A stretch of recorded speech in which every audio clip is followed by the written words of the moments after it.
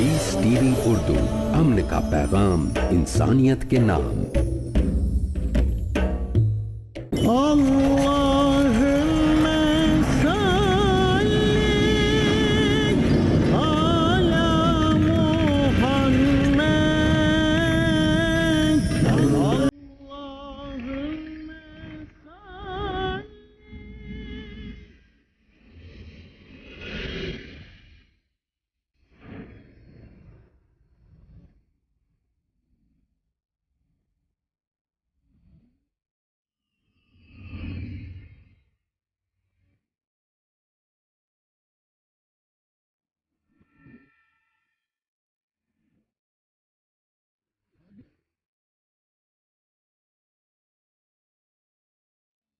अल्हम्दुलिल्लाहि रब्बिल आलमीन वस्सलातु वस्सलाम अला सय्यिदिल मुरसलीन व अला आलिहि व सहबिहि अजमईन।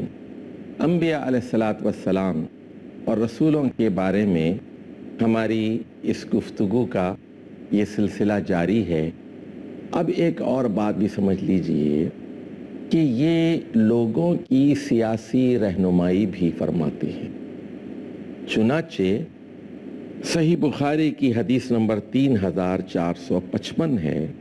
आप सल्लल्लाहु अलैहि वसल्लम ने फरमाया, कानत बनु इसराइल तसुसुहुमुल अंबिया कुल्लमा हलक नबियुन खलफ नबियुन, कि बनी इसराइल की रहनुमाई, सियासी रहनुमाई अंबिया अलैहिस्सलातु वस्सलाम फरमाया करते थे, और जब भी कोई नबी मर जाता था तो उसका जानशीन भी एक नबी होता था, ताकि लोग इंसाफ पर कायम हो जाएं, लोग मुआशी इंसाफ पर कायम हो जाएं, लोग समाजी इंसाफ पर कायम हो जाएं, और लोग अपने अकीदे के एतबार से अदल व इंसाफ का रास्ता इख्तियार करें। इबादात मिन्नुअन उस तरीक़े पर की जाएं जिस पर अंबिया अलैहिस्सलातु वस्सलाम किया करते थे। चुनाचे हम देखते हैं कि हज़रत दाऊद अलैहिस्सलातु वस्सलाम ने हुकूमत की, और फिर उनके बाद हज़रत सुलेमान अलैहिस्सलातु वस्सलाम ने हुकूमत की। इसी तरह ज़करिया अलैहिस्सलाम के बारे में है कि वो फ़ैसले किया करते थे। तो और भी बहुत सारे अंबिया का ज़िक्र इस तरह हुआ है जो बनी इसराइल से ताल्लुक़ रखते थे। अब हम एक और मौज़ू पर गुफ्तगू करेंगे, और वो ये कि इस्लाम तो अंबिया की एक ऐसी तस्वीर खींचता है कि वो आला अखलाक के हामिल होते हैं, आला किरदार के हामिल होते हैं। लेकिन मैं ये बताना चाहता हूँ कि कुरान मजीद अंबिया की क्या तस्वीर पेश करता है, और तहरीफ शुदा तौरात में और तहरीफ शुदा इंजील में नऊज़ुबिल्लाह अंबिया अलैहिस्सलातु वस्सलाम के बारे में कैसी कैसी गलत बातें मंसूब की गई हैं। सूरतुल अंबिया की आयत नंबर 90 है। हज़रत ज़करिया और उनके बेटे हज़रत यहिया का जिक्र हुआ।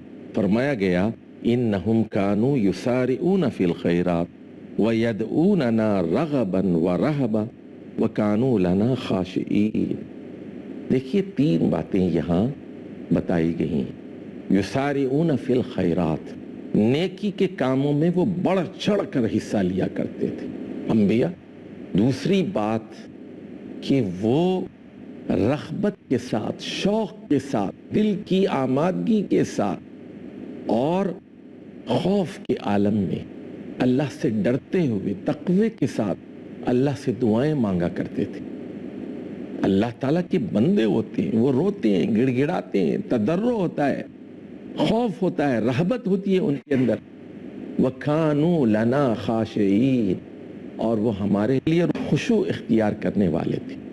खुशू दिल और दिमाग की ऐसी कैफियत को कहते हैं जिसके असरात इंसान के जिस्म और इंसान के आज़ा पर मुरतब होती है।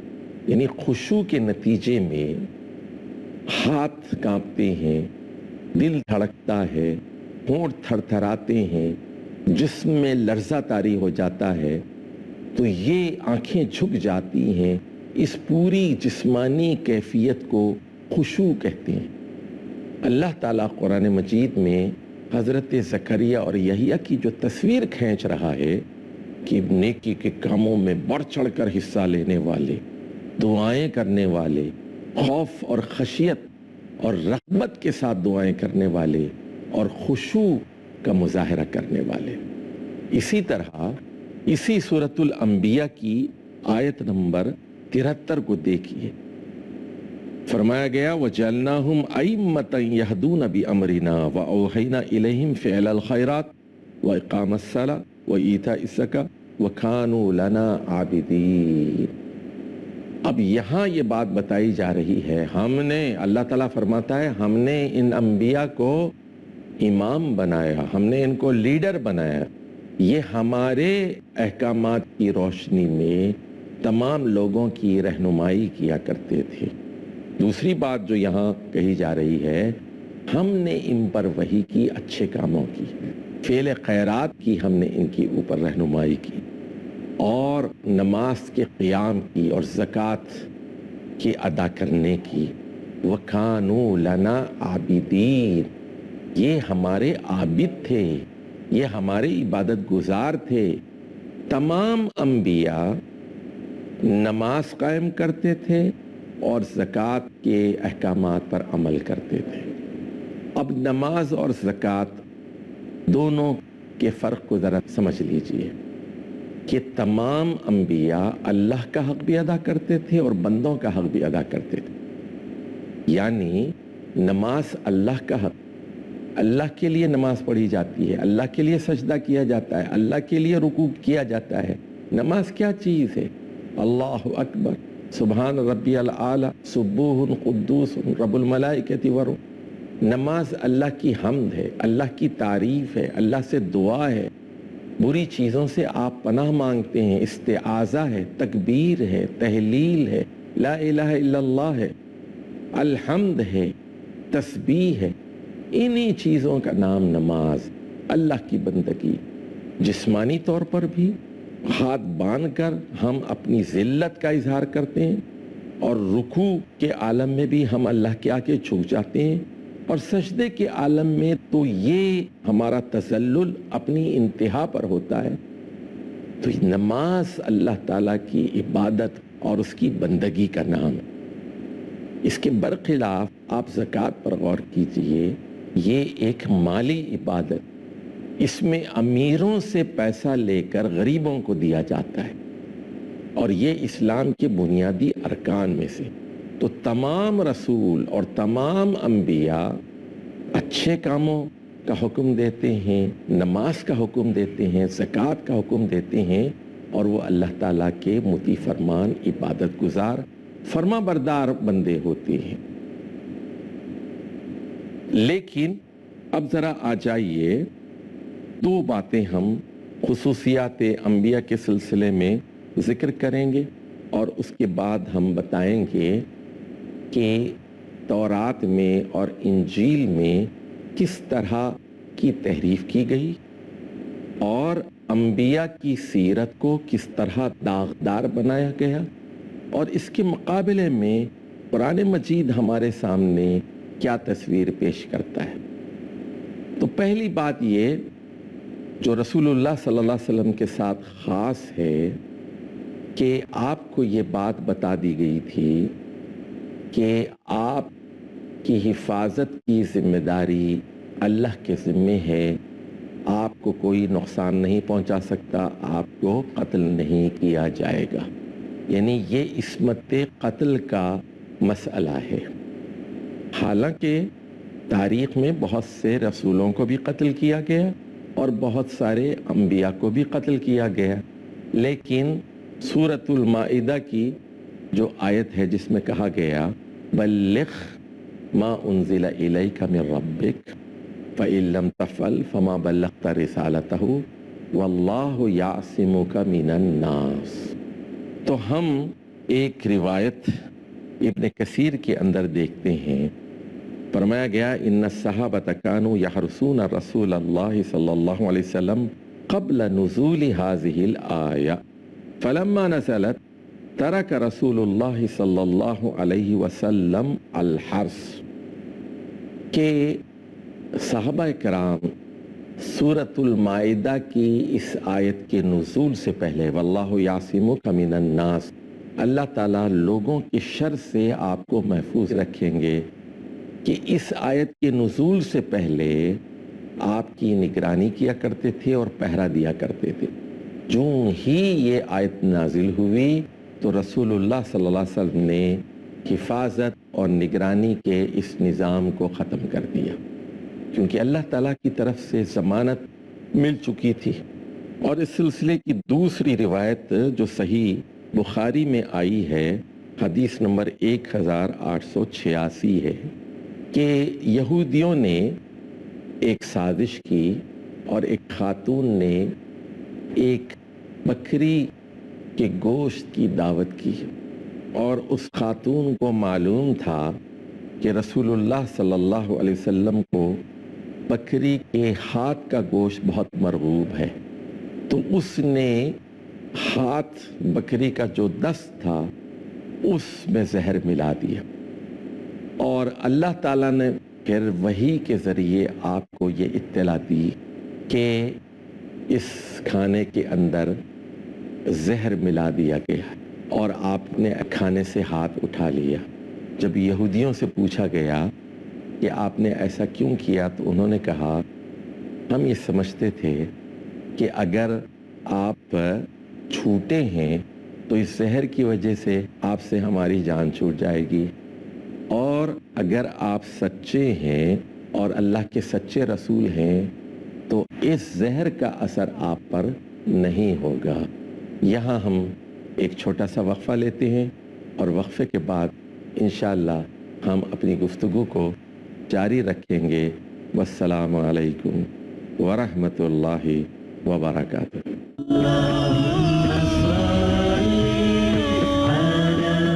अल्हम्दुलिल्लाह वस्सलातु वस्सलाम अला रसूलिल्लाह सल्लल्लाहु अलैहि वसल्लम। तो मैं ये कह रहा था कि अल्लाह ताला की तरफ से रसूल अकरम मोहम्मद मुस्तफ़ा सल्लल्लाहु अलैहि वसल्लम को ये ज़मानत दी गई थी कि आपको कत्ल नहीं किया जाएगा।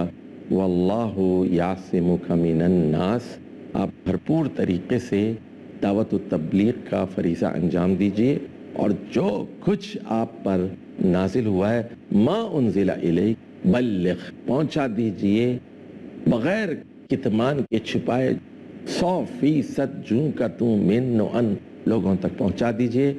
आपकी हिफाजत ये अल्लाह के ज़िम्मे है।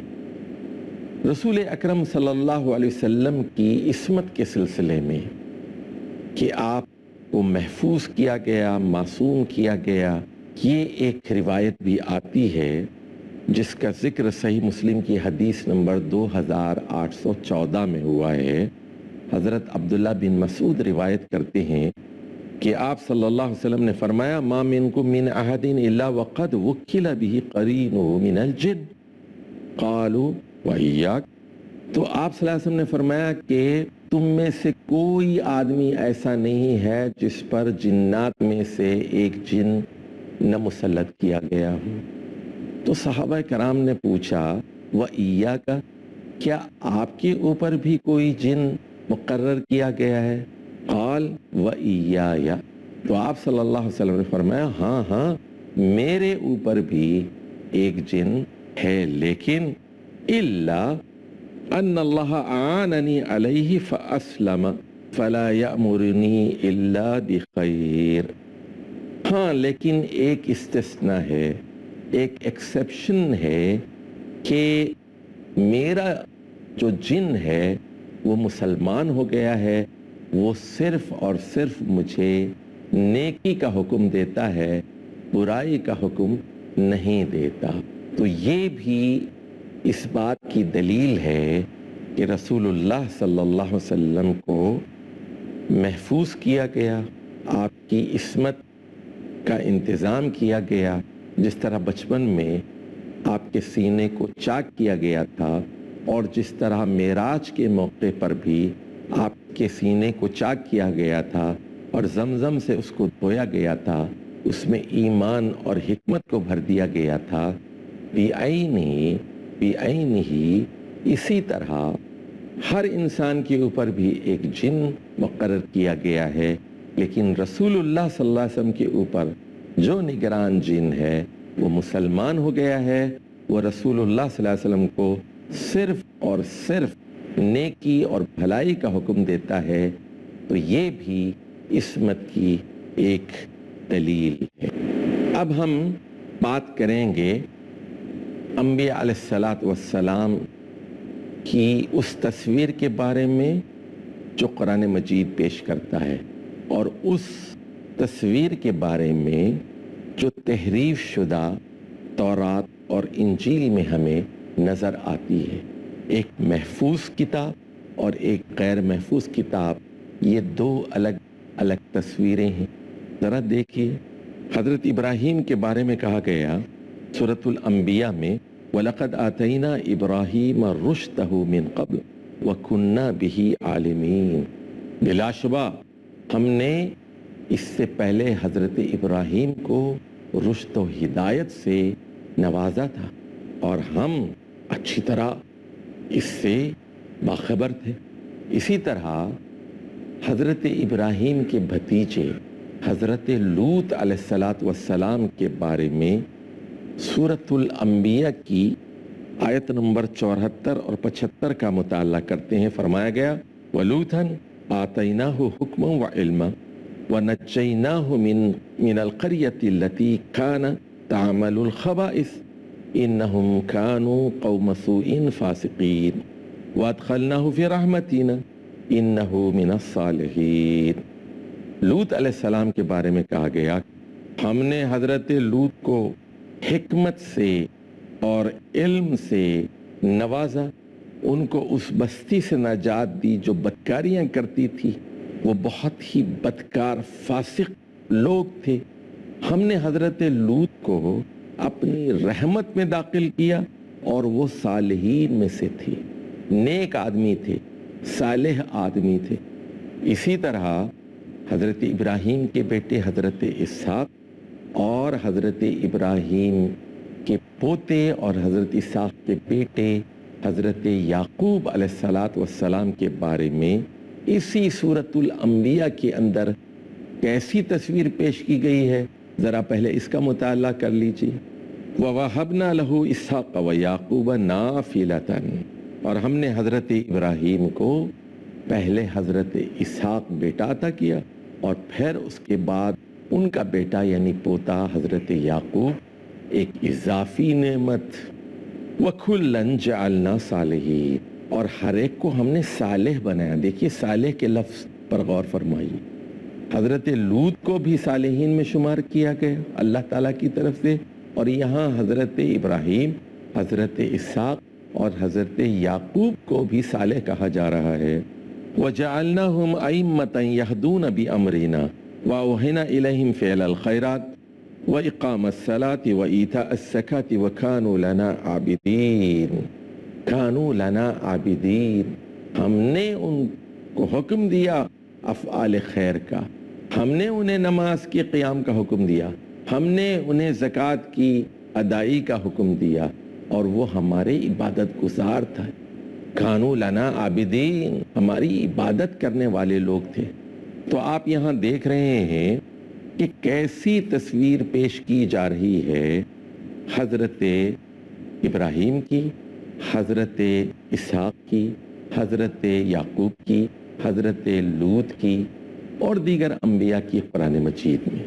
اب ذرا ہم دیکھتے ہیں کہ انبیاء علیہ السلام کی اس تصویر کے مقابلے میں جو قرآن مجید نے پیش کی ہے، تحریف شدہ تورات میں جو موجودہ بائبل کے ابتدائی حصے میں کیا تصویر پیش کی گئی ہے۔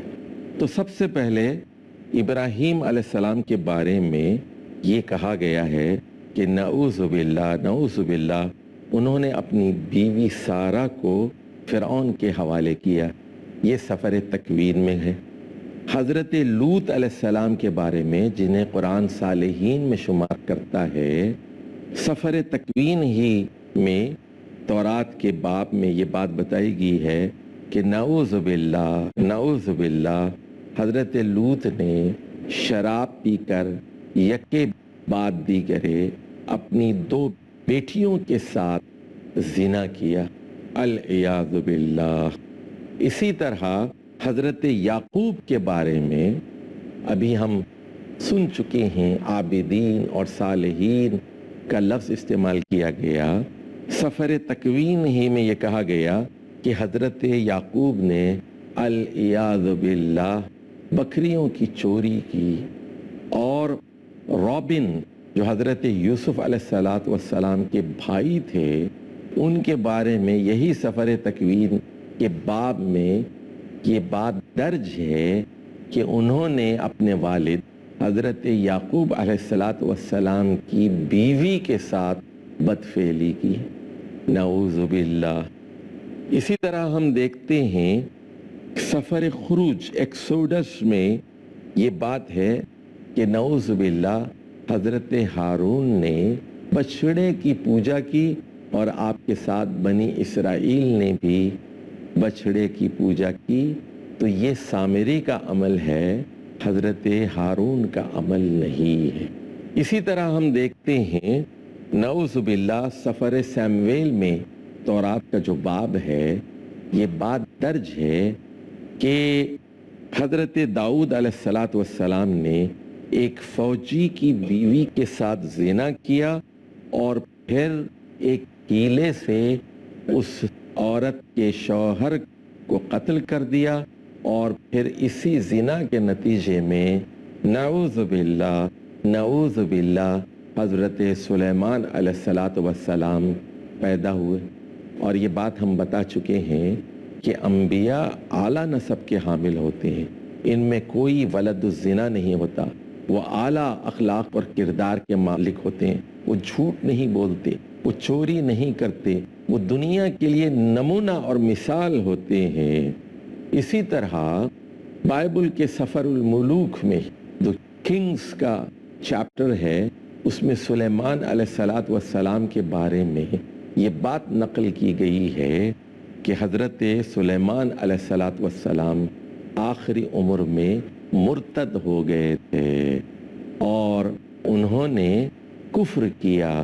قرآن مجید اس کی تردید کرتا ہے اور صاف کہتا ہے، سورۃ البقرہ کی آیت نمبر 102 ہے، وَمَا كَفَرَ سُلَيْمَانَ وَلَكِنَّ الشَّيَاطِينَ كَفَرُوا۔ سلیمان علیہ السلام نے کفر نہیں کیا، بلکہ یہ شیاطین تھے جنہوں نے انکار کیا۔ تو قرآن مجید انبیاء کا ایک بے داغ کردار پیش کرتا ہے، ایک ایسی جلی اور واضح اور شفاف تصویر۔ اس کے برخلاف محرف شدہ کتابوں میں انبیاء علیہ السلام کے ساتھ غلطی کے طور پر بہت ساری غلط اور بیہودہ باتیں منسوب کی گئی ہیں۔ اللہ تعالی ہمیں صحیح بات کو سمجھنے کی توفیق عطا فرمائے، اور انبیاء علیہ السلام کے بارے میں صحیح عقیدہ اختیار کرنے کی توفیق عطا فرمائے۔ اقول قولی ھذا واستغفر اللہ لی ولکم ولسائر المسلمین واستغفروہ انہ هو الغفور الرحیم۔